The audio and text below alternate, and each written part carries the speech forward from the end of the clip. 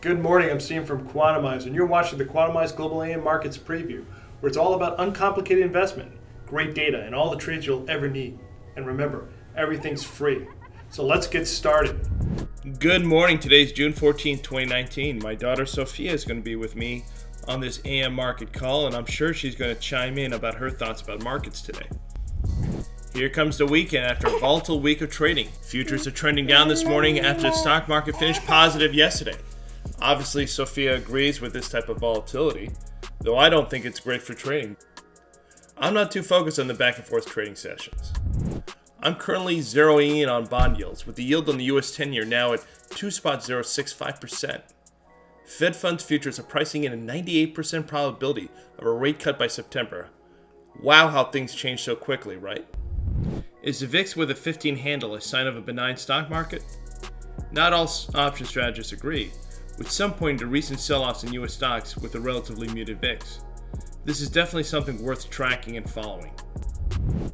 In this kind of environment, I'm sticking to my theme this week of focusing in on my favorite quality value stocks. Two of my favorites are Visa, ticker V, and Discover Financial Services, ticker DFS. Two great financial tech stocks that give you wonderful exposure to our quality value factor. Now let's get into some really important stock news you need to be following this morning.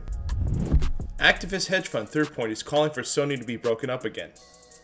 Third Point complains that Sony stock is undervalued and breaking up the company could unlock value. Third Point has a $1.5 billion position in the stock and said in a letter that Sony needs a less complex structure and should spin off its semiconductor unit. This is something to closely watch, not sure where this could go. Broadcom cuts its revenue forecast for the full year, as the continued trade tensions between the US and China will impair the expected rebound in the second half of the year. Broadcom now expects full-year revenue of $22.5 billion, down from $24.5 billion. The higher estimate was just given 3 months ago.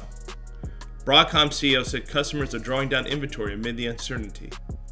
This isn't good news, and Broadcom may be the first of many companies who begin revising down expectations as tensions between officials in Beijing and Washington, D.C. continues. And finally, Red Robin shares jumped more than 30% after Vintage Capital discloses that it's prepared to bid roughly $40 a share for the company. Is Red Robin a good candidate for a private equity takeout? We will find out soon enough. Clearly, Sophia thinks so. I hope you found this video helpful and useful. Subscribe to our YouTube channel and leave a comment below. Shoot us a tweet or send us an email. Tell us what you think about the Global AM Markets Preview and what else you'd like us to include. I'm Steve from Quantamize, and you were just watching the Global AM Markets Preview here at Quantamize.